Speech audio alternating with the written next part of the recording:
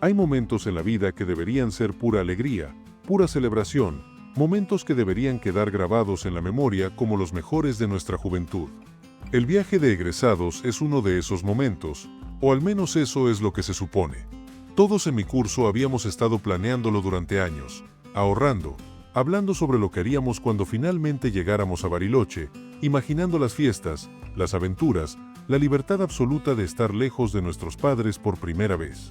Pero lo que sucedió en ese viaje, lo que experimentamos en aquella casa a las afueras de la ciudad, transformó lo que debería haber sido el momento más feliz de nuestras vidas en algo que nunca podremos olvidar, algo que nos persigue incluso ahora, años después, cuando cerramos los ojos en la oscuridad de nuestras habitaciones y recordamos. Mi nombre es Martín y tenía 18 años cuando sucedió. Éramos un grupo de 6 amigos que habíamos sido inseparables durante toda la secundaria. Yo, Lucas, Sofi, Cami, Fede y el gordo Tincho. Cuando digo que éramos inseparables, lo digo literalmente.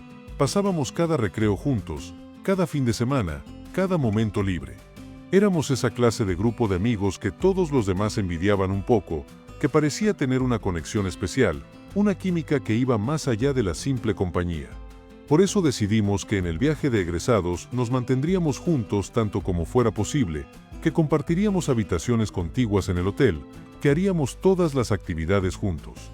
El viaje comenzó como todos los viajes de egresados comienzan, con el micro lleno de adolescentes gritando canciones, con la euforia colectiva de estar finalmente libres, con esa energía frenética que solo tienen los chicos de 18 años que nunca han salido de su provincia. El viaje desde Buenos Aires hasta Bariloche duró casi 24 horas, pero ninguno de nosotros durmió realmente, demasiado excitados, demasiado ansiosos por llegar, por comenzar lo que todos nos habían prometido sería la experiencia de nuestras vidas. Llegamos a Bariloche al amanecer, cuando la ciudad todavía estaba envuelta en esa niebla fría que baja de las montañas. Recuerdo haber mirado por la ventanilla del micro y ver el lago Nahuel Huapi extendiéndose como un espejo oscuro, las montañas elevándose detrás de él, todo cubierto por esa luz grisácea del amanecer que hacía que todo pareciera estar en una fotografía antigua, descolorida por el tiempo. Había algo en ese paisaje que me hizo sentir inquieto desde el principio, aunque en ese momento lo atribuí simplemente al cansancio del viaje, a los nervios de estar en un lugar nuevo tan lejos de casa. El hotel donde nos alojamos era uno de esos lugares típicos para viajes de egresados, grande y un poco viejo, con habitaciones que habían visto pasar miles de adolescentes a lo largo de los años. Las paredes estaban rayadas con nombres y fechas, pequeñas marcas dejadas por generaciones de estudiantes declarando que habían estado ahí. Nosotros 6 compartíamos 2 habitaciones contiguas con una puerta que las conectaba por dentro, lo cual era perfecto para nuestros planes de pasar el mayor tiempo posible juntos. Los primeros días fueron exactamente como esperábamos. Excursiones durante el día a lugares turísticos, el Cerro Catedral, el Bosque de Arrayanes, chocolaterías donde probamos hasta sentirnos enfermos. Por las noches había fiestas organizadas en distintos boliches de la ciudad, música a todo volumen, luces estroboscópicas, esa sensación embriagadora de estar completamente libres de supervisión adulta real. Bebíamos demasiado, bailábamos hasta que nos dolían los pies, reíamos hasta que nos dolían los costados.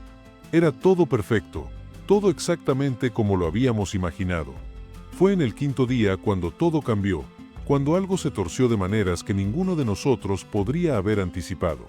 Ese día, los coordinadores del viaje habían planeado una excursión especial, una visita a una vieja estancia en las afueras de Bariloche que supuestamente tenía vistas espectaculares del lago y las montañas. La estancia estaba bastante alejada de la ciudad, casi 1 hora en micro por caminos de tierra cada vez más estrechos y serpenteantes. Mientras nos alejábamos del centro, noté que el paisaje se volvía más salvaje, menos domesticado, con bosques densos de árboles que parecían presionar contra el camino desde ambos lados. La estancia, cuando finalmente llegamos, no era lo que esperábamos. Era una construcción vieja, muy vieja, de esas casas de piedra y madera que parecen haber estado ahí desde antes de que Bariloche fuera Bariloche, desde algún tiempo anterior a la modernidad. Estaba parcialmente abandonada, con ventanas rotas y la pintura descascarándose de las paredes de madera, con el techo de chapa oxidada y parcialmente hundido en algunos lugares. Los coordinadores nos explicaron con entusiasmo exagerado que la estancia tenía historia, que había sido construida por colonos europeos a principios del siglo XX y que ahora estaba siendo renovada para convertirla en un museo o algo así, pero que mientras tanto podíamos explorarla libremente y tomar todas las fotos que quisiéramos. Había algo en ese lugar que me hizo sentir incómodo inmediatamente, una sensación que empezaba en el estómago y se extendía hacia afuera como dedos fríos. No era solo que estuviera vieja y parcialmente en ruinas. Muchos lugares viejos tienen un encanto melancólico que resulta hermoso a su manera. Era algo más, algo en la manera en que la casa parecía absorber la luz en lugar de reflejarla, en cómo el silencio alrededor de ella era demasiado completo, demasiado pesado. Incluso los pájaros parecían evitar el área, no se escuchaba ningún canto, ningún aleteo entre los árboles circundantes. Pero mis amigos estaban emocionados, especialmente las chicas que veían en el lugar el escenario perfecto para fotos dramáticas que podrían subir a Instagram. Así que tragué mi inquietud y lo seguí cuando comenzaron a explorar, caminando por habitaciones donde el piso crujía amenazadoramente bajo nuestros pies, donde el papel tapiz se desprendía de las paredes en tiras largas como piel muerta, donde el olor a humedad y cosas pudriéndose era tan fuerte que teníamos que respirar por la boca. Fue Sophie quien encontró las escaleras que bajaban. Estaban escondidas detrás de una puerta que alguien había intentado sellar con tablas clavadas, pero las tablas estaban viejas y podridas y se desprendieron fácilmente cuando Fede y Lucas las jalaron con curiosidad adolescente. Detrás de la puerta había una escalera de piedra que descendía hacia la oscuridad absoluta, tan estrecha que tendríamos que bajar de uno en uno, con un aire que subía desde abajo que olía a tierra húmeda y algo más, algo orgánico y desagradable que no pude identificar. Deberíamos habernos detenido ahí. Deberíamos haber cerrado esa puerta y haber ido a explorar otra parte de la estancia, o simplemente haber salido a disfrutar de las vistas del lago que supuestamente veníamos a ver. Pero éramos 18 años y estúpidos en la manera en que solo los 18 años pueden ser, esa combinación peligrosa de valentía y falta de experiencia real con las consecuencias. Así que cuando Lucas sacó su celular y activó la linterna, cuando comenzó a descender por esas escaleras con una sonrisa emocionada en su rostro, el resto lo seguimos, uno por uno, bajando hacia la oscuridad sin pensar realmente en lo que podríamos encontrar ahí abajo. Las escaleras parecían descender por siempre, mucho más profundo de lo que una casa normal debería tener, mucho más profundo de lo que haría sentido para un simple sótano.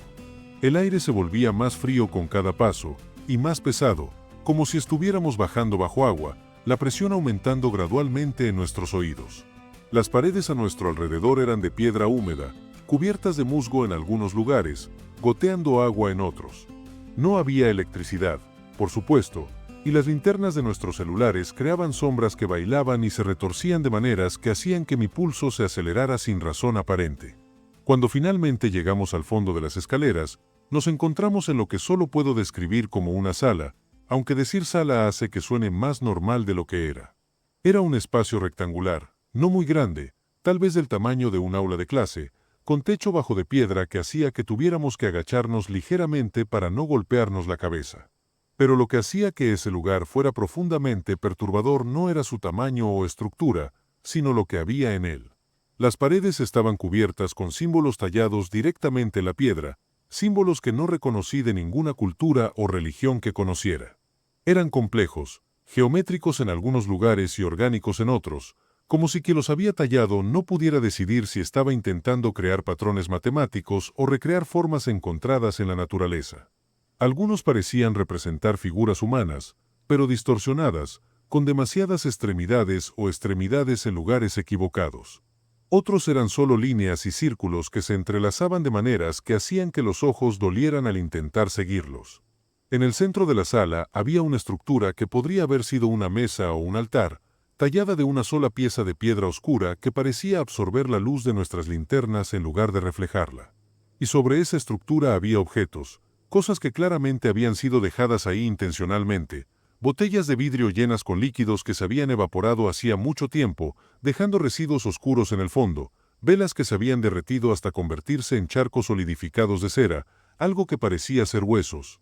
Aunque no quise acercarme lo suficiente para confirmar si eran de animales o de algo más, y fotografías, muchas fotografías, viejas y amarillentas, de personas que miraban a la cámara con expresiones que variaban entre el miedo absoluto y algo que era peor que el miedo, algo como resignación o aceptación de algún destino terrible. Cami fue la primera en hablar, su voz sonando demasiado fuerte en ese espacio confinado y haciendo que todos nos sobresaltáramos. «Boludo, esto está returbio. Deberíamos irnos. Tenía razón, por supuesto. Todo en ese lugar gritaba que nos fuéramos, que subiéramos esas escaleras y saliéramos a la luz del día y no miráramos atrás.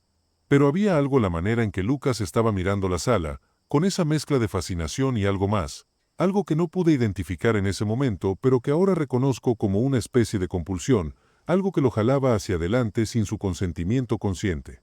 «Espera, quiero sacar unas fotos de esto», dijo, moviéndose hacia el altar con su celular levantado. «Lucas, no jodas, vámonos ya», insistió Sophie, pero él ya estaba junto al altar, enfocando su celular sobre los objetos que yacían ahí. Fue entonces cuando sucedió la primera cosa extraña, la primera indicación real de que ese lugar no era simplemente un sótano viejo con decoración perturbadora. El celular de Lucas se apagó. No la batería agotándose gradualmente, sino apagándose instantáneamente, la pantalla volviéndose negra de golpe como si alguien hubiera presionado un interruptor. Y luego, uno por uno, nuestros celulares hicieron lo mismo. Las 6 luces que habían estado iluminando la sala se extinguieron en rápida sucesión, dejándonos en oscuridad absoluta, tan completa que no podía ver mi propia mano frente a mi rostro. El pánico fue instantáneo.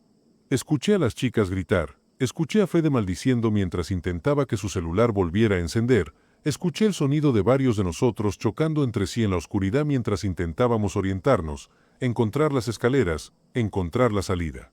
Pero la desorientación era completa, cada dirección se sentía igual en esa negrura impenetrable, y no podía recordar de qué lado habíamos bajado, dónde estaban las escaleras, cómo salir de ahí. Y entonces escuchamos el sonido. Era suave al principio, tan suave que no estaba seguro de si realmente lo estaba oyendo o si mi mente estaba llenando el silencio con imaginaciones. Era un murmullo, como voces hablando a la distancia, pero distorsionadas, como si estuvieran hablando a través de agua o como si la grabación estuviera siendo reproducida al revés. No podía distinguir palabras, pero había un ritmo en ello, una cadencia que sugería que las voces estaban recitando algo, tal vez oraciones o cánticos. ¿Escuchan eso?, susurró Tincho, su voz temblando de una manera que nunca había escuchado antes. El gordo siempre había sido el más calmado de nosotros, el que hacía bromas incluso en situaciones estresantes, pero ahora sonaba genuinamente aterrado. «Sí», respondí, mi propia voz apenas audible, casi tragada por la oscuridad que nos rodeaba. El murmullo continuó, creciendo gradualmente en volumen, y con él vino algo más, un frío que no era simplemente la ausencia de calor, sino algo más activo, más maligno, como si algo estuviera succionando el calor de nuestros cuerpos, del aire mismo. Podía ver mi propio aliento condensándose frente a mi rostro incluso en la oscuridad completa, podía sentir mis dedos entumecidos, mis labios temblando incontrolablemente. Y luego vimos las luces. No nuestros celulares, seguían apagados en nuestras manos inútiles. Estas eran diferentes, puntos de luz que comenzaron a aparecer a lo largo de las paredes, siguiendo los patrones de los símbolos tallados, iluminándolos desde adentro como si la piedra misma se hubiera vuelto luminiscente. Era una luz enfermiza, verdosa, que no iluminaba realmente la sala, sino que solo hacía que la oscuridad pareciera más profunda en contraste, que hacía que las sombras se movieran y retorcieran de maneras que no tenían sentido físico. Podía ver ahora las caras de mis amigos, iluminadas desde abajo por esa luz antinatural, sus rasgos distorsionados y extraños, sus ojos reflejando ese brillo verde de una manera que los hacía parecer inhumanos. Cami estaba llorando silenciosamente, lágrimas corriendo por sus mejillas.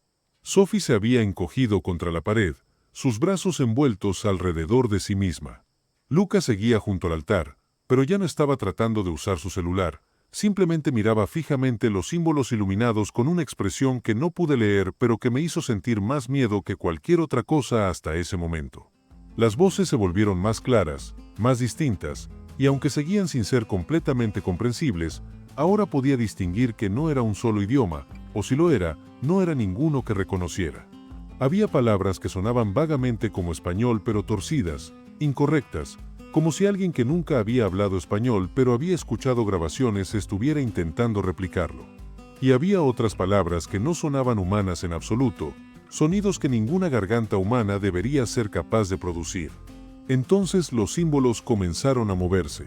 No como si alguien los estuviera dibujando de nuevo, sino como si siempre hubieran estado en movimiento, pero solo ahora podíamos percibirlo, como si nuestros ojos finalmente se hubieran ajustado a ver algo que existía en una frecuencia diferente.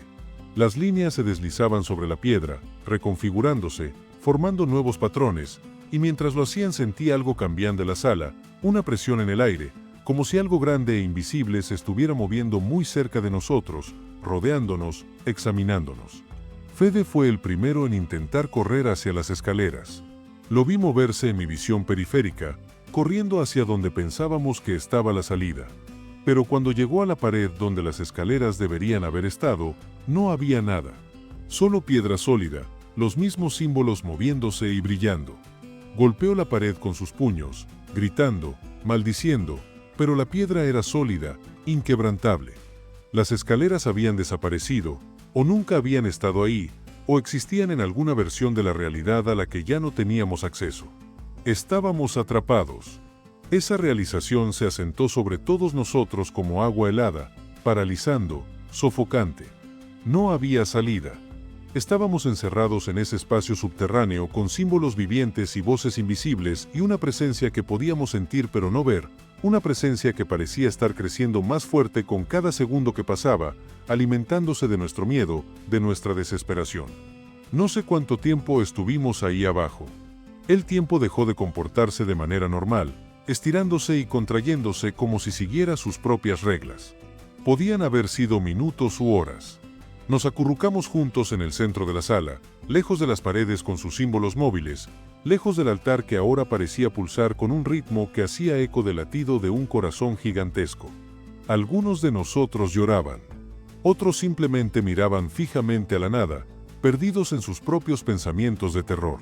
Yo intentaba pensar, intentaba encontrar alguna solución lógica, alguna manera de salir, pero mi mente seguía volviendo a las fotografías que habíamos visto sobre el altar, esas caras mirando la cámara con miedo y resignación, y me preguntaba si esas personas también habían estado atrapadas aquí alguna vez, si habían experimentado lo mismo que nosotros estábamos experimentando ahora. Fue Lucas quien finalmente habló, su voz sonando extraña, distante, como si estuviera hablando desde muy lejos aunque estaba sentado justo junto a mí. Creo que quiere algo de nosotros. ¿Qué? Logré decir, mi lengua sintiéndose gruesa y torpe en mi boca. Esto, hizo un gesto vago hacia la sala, hacia los símbolos, hacia la oscuridad. Quiere algo. Es como un intercambio. No digas pelotudeces, Lucas, dijo Fede, pero su voz carecía de convicción. Pero Lucas tenía razón, podía sentirlo.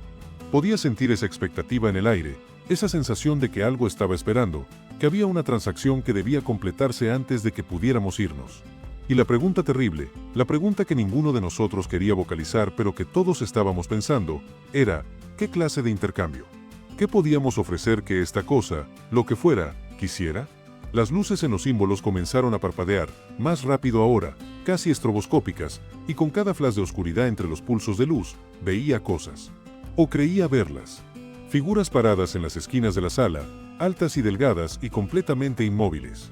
Rostros presionándose contra la piedra desde el otro lado, como si la pared fuera solo una membrana delgada que separaba nuestro mundo de otro lugar. Manos extendiéndose hacia nosotros, dedos largos y pálidos que casi nos tocaban antes de que la luz volviera y desaparecieran. No puedo explicar lo que sucedió después con precisión porque mi memoria de esos momentos es fragmentada, como si mi cerebro se hubiera negado a procesar completamente lo que estaba experimentando. Recuerdo gritos, nuestros gritos, llenando ese espacio confinado hasta que pensé que mis tímpanos explotarían. Recuerdo sentir algo tocándome, algo frío y húmedo deslizándose sobre mi piel aunque no había nadie visible cerca de mí. Recuerdo a Sophie diciendo algo una y otra vez, las mismas palabras repetidas como un mantra, aunque no puedo recordar qué palabras eran. Y recuerdo el momento en que todo se detuvo. Las luces se apagaron completamente. Las voces cesaron. El frío se retiró. Y en la oscuridad absoluta que siguió, hubo un silencio tan completo que era casi físico, presionando contra nosotros desde todas direcciones. Entonces nuestros celulares se encendieron simultáneamente, las pantallas iluminándose con su brillo normal, mundano, hermoso en su familiaridad. La sala se veía exactamente como había lucido cuando entramos por primera vez, los símbolos en las paredes inmóviles y sin brillo, el altar solo un bloque de piedra con objetos viejos sobre él, las escaleras visibles en la pared donde deberían haber estado todo el tiempo. Corrimos. No esperamos, no discutimos, no intentamos entender qué había pasado. Simplemente corrimos hacia esas escaleras y subimos tan rápido como pudimos, tropezando, cayendo, levantándonos y continuando, desesperados por salir de ese lugar, por volver a la luz del día. Emergimos de esa casa respirando agitadamente, con lágrimas en nuestras mejillas, temblando tan violentamente que apenas podíamos mantenernos de pie. Los coordinadores del viaje estaban ahí afuera, mirando sus relojes con expresiones de irritación. ¿Dónde estaban? Los estuvimos buscando por todos lados. Es hora de volver al micro. Según ellos, según todos los demás que habían estado en esa excursión, habíamos desaparecido solo por 15 minutos. 15 minutos. Pero para nosotros habían sido horas, tal vez días, atrapados en ese lugar subterráneo. Intentamos explicar, intentamos contar lo que habíamos visto, lo que habíamos experimentado, pero las palabras sonaban locas incluso para nosotros mismos, y los coordinadores simplemente nos miraban con esa mezcla de condescendencia e impaciencia que los adultos reservan para adolescentes que obviamente habían estado haciendo algo que no deberían. No volvimos al micro con los demás. Bueno, físicamente sí, nos subimos y nos sentamos en nuestros lugares, pero algo nosotros había quedado atrás en esa sala subterránea, o tal vez algo de esa sala había venido con nosotros.